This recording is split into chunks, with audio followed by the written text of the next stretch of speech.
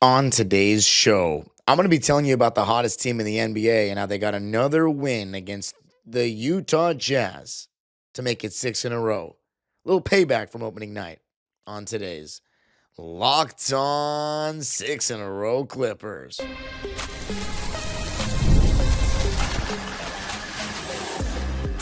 You are Locked On Clippers, your daily Los Angeles Clippers podcast, part of the Locked On Podcast Network. Your team every day. Yes, sir. You are locking in with the Clips. Thank you for making Locked On Clippers the first listen of your day, your team every day.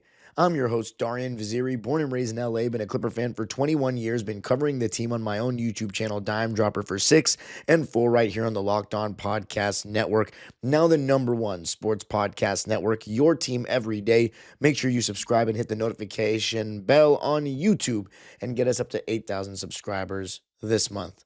To start off the new year, we're about 52 subscribers away from that number. And this episode is, and of course, you can listen wherever you get your podcasts. And this episode is brought to you by FanDuel, America's #1 sportsbook. Now we have something called NBA Happy Hour every Friday from 6 to 7:30 p.m. Eastern. So today, 6 to 7:30 p.m. Eastern, a little basketball, a little action, a whole lot of Friday energy. Just get FanDuel. Now, the Clippers made it 6 in a row on Thursday night, New Year's Day. Happy New Year, Clipper Nation. I was in attendance, and it was a pretty solid atmosphere.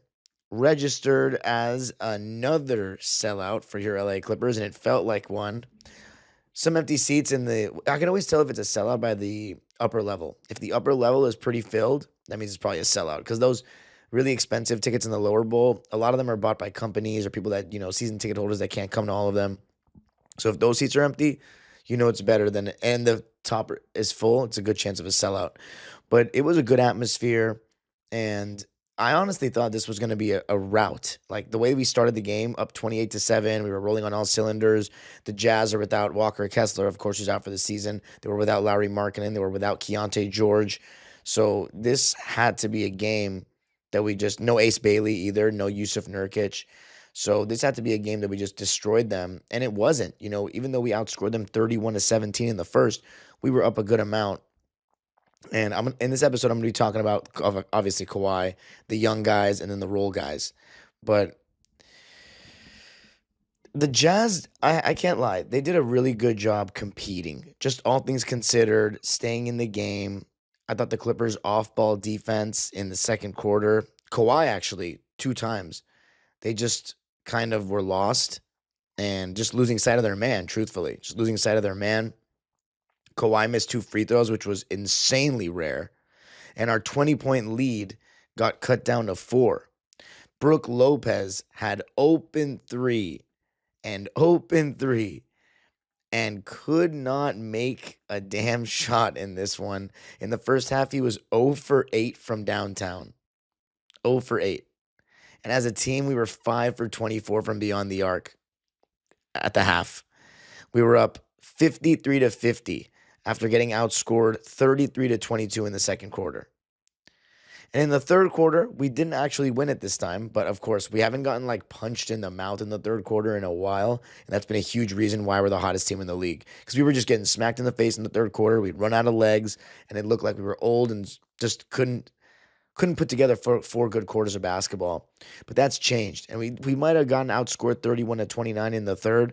But my main takeaways from the third were that it was a pretty even game, and we still couldn't hit any threes. And the young guys were working hard, as were the Jazz. And one thing that kind of bothered us was they went switch 1 through 5. They went with a small ball lineup because, of course, they're missing Yusuf Nurkic and they're missing Walker Kessler and Lauri Markkanen. So their only real big was Filipowski.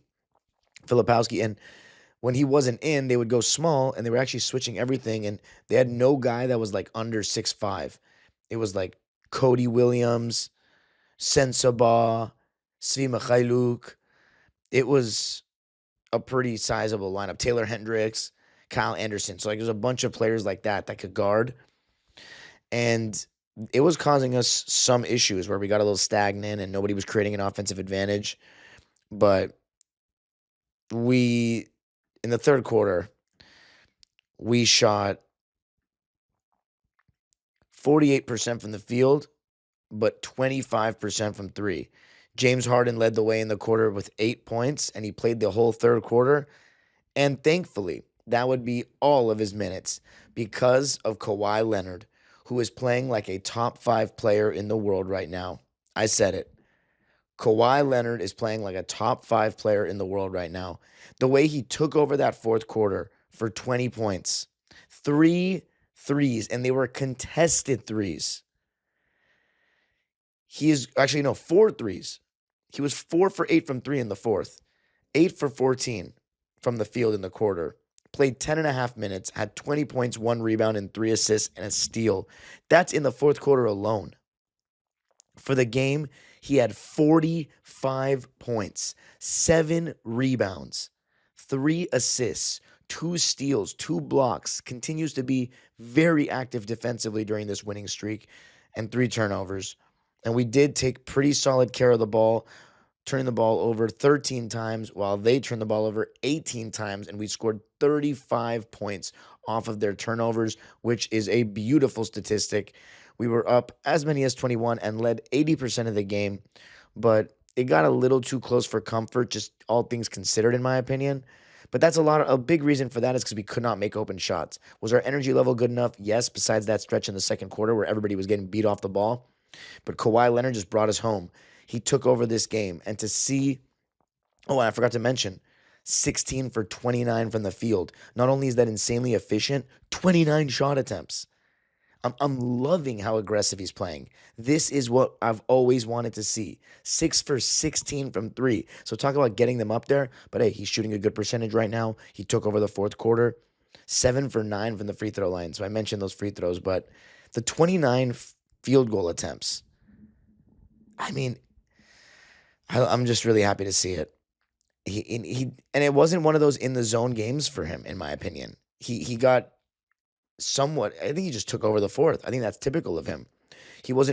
He moved with a little pep in his step, but I think it wasn't anything extra. It wasn't anything like the 55-point game. It wasn't one of those nights, which is honestly a more encouraging sign that I'm saying it's not one of those nights. And he had a 45-point game, and it didn't even feel that crazy. What is this Kawhi Leonard that we're seeing in terms of aggression? I feel like because we had Paul George, we never saw him, just go crazy like this in terms of the shot attempts. But it's so great because when he's this efficient, why not shoot more? Why not force some shots, quote unquote? And I think the biggest reason for us, and I'll do another episode about how we've turned things around, but one of the biggest things that we've done is taking Kawhi Leonard off the minutes restriction. He is unleashed now. He can get extended burn. And, the biggest thing for me that looks good right now is his endurance, his stamina, the fact that he was able to, he's been closing some games out in the fourth quarter. And that's been one of my biggest criticisms of Kawhi since he's been a Clipper is he hasn't had too many games where in the fourth quarter he, completely takes over and closes the door because he seems to run out of legs and a lot of his shots are short and he struggles to create separation late in games at times. So much so that when we had Paul George, I preferred him taking the last shot in the last 5 seconds or so, or 10 seconds. And then Harden has honestly had better moments closing since they've both been together. But this season, we saw the takeover against Portland early in the season. We saw the game winner against New Orleans.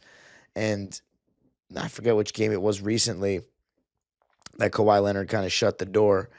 But he did an amazing job doing that in this game. And he did say he would train. He kept on training last season after we got eliminated to try to simulate, having his body ready for a full postseason run. Obviously, we have to just make the play-in, first, or get back in play-in territory, which, by the way, after winning this game and now winning 6 games in a row, we are 12-21 now, so we're kind of climbing back in there. Same record as the Utah Jazz, who I believe were in 12th place, and we're now 500 at home again, which is nice, 8-8. I've been to 11 of the 16 games. And by the way, again, another vlog will be out on Friday afternoon on my channel with a bunch of fans interviewed about Kawhi, about the direction of the team, how they're feeling, and it's just amazing to see the diverse opinions of Clipper Nation. But vibes are very high, and With the Kawhi thing, he's playing at an incredible level. We ended up outscoring them 36-20 in the fourth. Kawhi had as many points in the fourth quarter as they did in the fourth quarter. We win it 118-101. Get a little payback against the Jazz, although they did not have their main men, so can't brag too much. Just got to beat who's in front of you, and we've had a lot of games that we've been shorthanded, and I mean, we still are. We didn't have Zoo. We didn't have Bogey. And obviously, Beal and Chris Paul, it's not even to be talked about. But Beal out for the season. However, this is kind of becoming like these guys, Yanic. Well, I shouldn't even say Yanic because if Zubats comes back and then Yanic gets pushed out of the rotation, then it's not the same. But I'm just going to say this. It all starts with Kawhi. It starts and ends with Kawhi.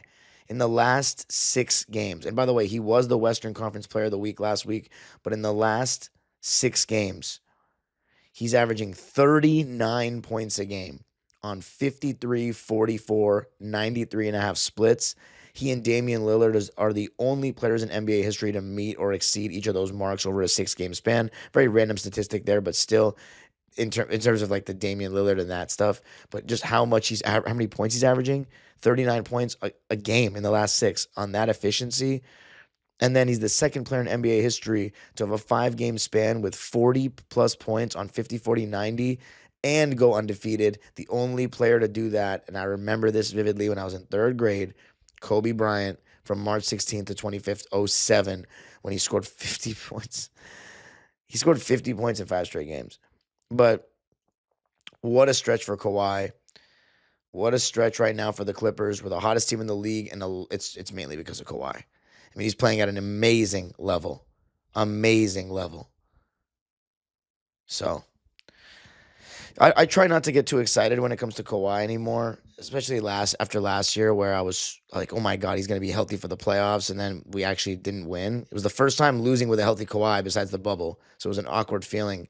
So, I'm not in awe of him in terms of like him being a Clipper anymore. I'm definitely in awe of the way these kinds of games. Absolutely. It's a privilege to watch live. But, I just kind of temper my expectations to go one game at a time and hope he can stay healthy, because getting excited about Kawhi when he's playing like this is just, I don't want to say it's fool's gold because it's not about Kawhi not performing. It's just his body. So, we'll just take it one game at a time. He's playing amazing. But coming up, going to be talking about the boost that we got from our young guys. I got to tell you a little something about FanDuel. Fridays already feel different during basketball season, and FanDuel is making them even better. Every Friday night before the games tip off, FanDuel gives fans a new way to kick off the weekend with NBA Happy Hour. NBA Happy Hour is your official pregame, a limited time window where special offers drop right inside the FanDuel app before the action starts. Fridays from 6 to 7:30 Eastern have become appointment viewing with NBA Happy Hour. So before tip-off, check the FanDuel app and see what's dropping during NBA Happy Hour every Friday from 6 to 7:30 p.m. Eastern. A little basketball, a little action, and a whole lot of Friday energy. That's NBA Happy Hour, only on FanDuel, the official sportsbook partner of the NBA.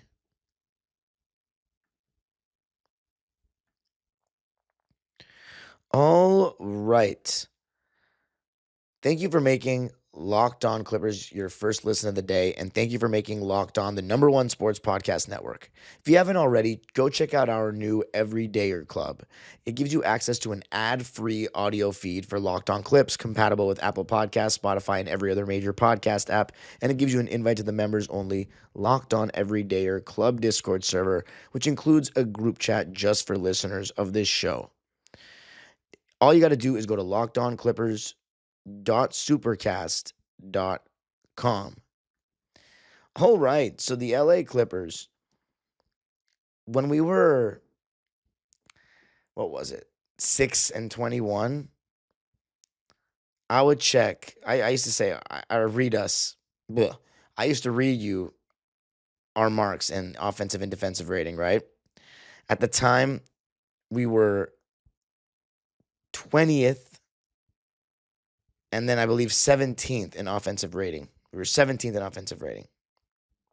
We are now 11th after this winning streak. Defensive rating, we were 26th. We are now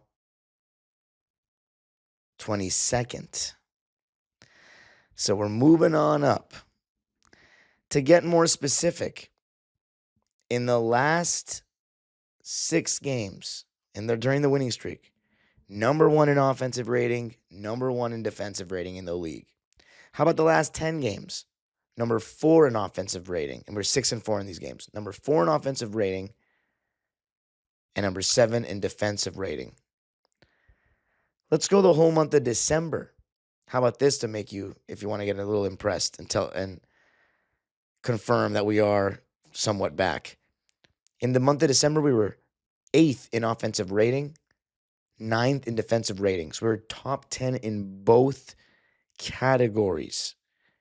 The Clippers are back.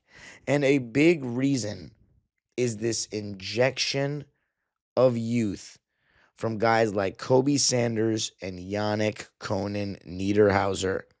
Of course, the injury to Ivica Zubac has given Yanic the opportunity to slide into this backup center role, and he's done a really good job. I thought he was very active in this game. On the glass, he had 6 offensive boards, 10 rebounds total in his 27 minutes to go along with 6 points, 1 assist, 2 blocks, 1 turnover. I think he can be a little better with his hands, stronger hands. At times he looked a little weak with the ball on the boards, but I love the way he's crashing the glass. I love the way he's running the floor. I love the way that when he is running the floor, he's trying to catch and seal right around the rim. But, he's still going to have to develop when he catches the ball. What kind of back-to-basket game is he going into? But a near double-double. He was 3 for 7 from the field, and he was a plus 18, which was the highest of any Clipper. I love the, tie-ups that he was getting into that were causing jump balls. He and Filipowski were going at it a little bit. Just love to see the athleticism, We are not a team that has been out-rebounding teams on the offensive glass this season. We've been consistently getting out-rebounded in that front. We out-rebounded the Jazz on the offensive glass 16-7. And 6 of those 16 rebounds were from Yanic. So for us to have kind of this injection of athleticism where we look more spry to the ball and quicker to the ball and more lively to the ball, that is not something that we've seen at all in years, to be honest with you. But Ty Lue is really getting solid minutes out of Kobe Sanders and Yanic Konan Niederhauser to the point where they're real rotation guys right now, and we're simultaneously getting win now mode. And Kawhi Leonard playing he goes through these stretches where he just makes every single shot, and he's doing it again. Now, is this his best stretch of them all? We got to compare them to some other ones, but my goodness, right now he's playing insane. But just to go back to the young guys, we're getting a simultaneous Kawhi masterful stretch, and we're getting some young development at the same time without even having to blow it up. Which, by the way, again, I want to keep saying, I would still be listening to calls right now because, my goodness, if no team wants Kawhi, they're drunk. That's all I have to say. He's so good. And I don't think the Clippers are going to trade him at all. But I'm just saying, to just keep hearing what they're saying. You never know what kind of boatload of picks somebody might offer one time. And if you think that's a bad decision, I don't know. I'm not going to insult the way Kawhi Leonard's playing. I know it's risky because of his health. That's the main thing. But my goodness, if a team is desperate, why wouldn't you? Because the Clippers want to pivot in a year or so. But right now, Kawhi is averaging a career high in points, which is absolutely absurd. I don't think it's his best scoring season of his career. Well, if he continues like this, it might end up being. But right now, just because he's averaging the most points, I think, the league matters and context does matter. I don't think. Let's look at we can look at his stats right now. He's averaging 28.5 points a game. That was before this game, so it's probably going to be up to 29 by Friday morning. The 2020 season, he was 27 a game. I think that was a little bit better, just because one, the league was still. It was starting to be. It was pace and space. What am I saying? It was. But the league has only gotten more 3-point heavy. The league has only started encouraging threes more. The league has only started playing even more, spacing oriented lineups. I think, and he was doing it on a winning team. I think that matters. It's not just his teammates. I think he was doing a good job closing games all season long. I think the minutes restriction, I can't say it's been a better season for him than 2020 scoring the ball, just because he's averaging 1.5 more point. I think, because of these insane performances, like the 55-point game that can skew the average a little bit when you've played less than 25 games.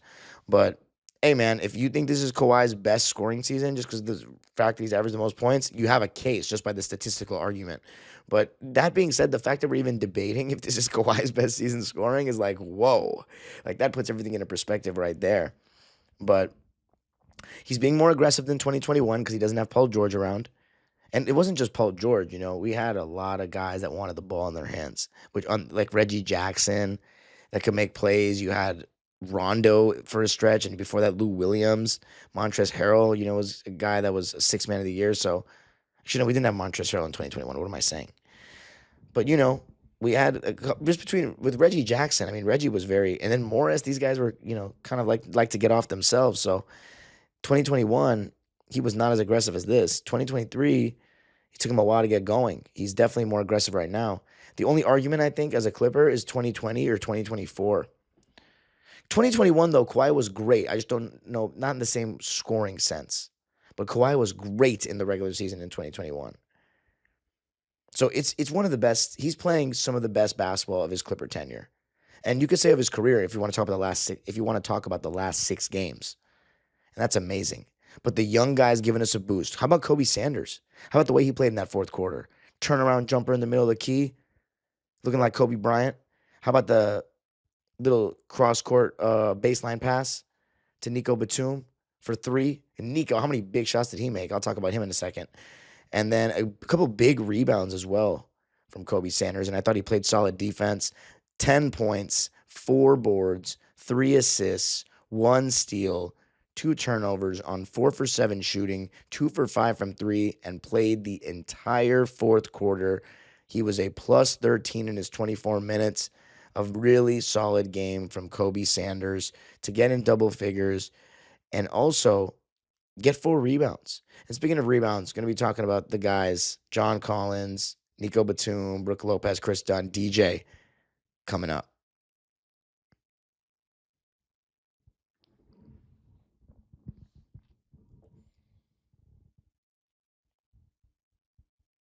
All right, so the Clippers winning at 118-101 to make it 6 wins in a row. We're now the hottest team in the NBA.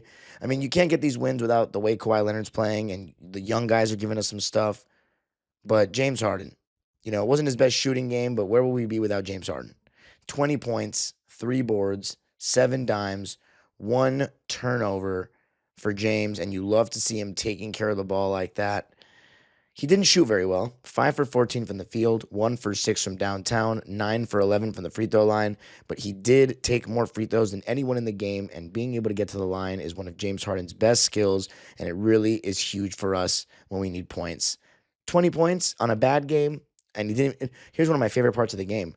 The young guys were handling business so well with Kawhi that James didn't even check back in the fourth. Ty Lue rested him and thought, hey, maybe we can get this done and without James and roll with this lineup, and that's exactly what we did, which gave James some extra rest that we did not anticipate going into this. Well, we thought maybe this game would be a blowout, but just given the way the game was going in the second half, you didn't think James was going to rest the whole fourth quarter, but he did, and that's really nice given, the load that he's had to carry so far this season.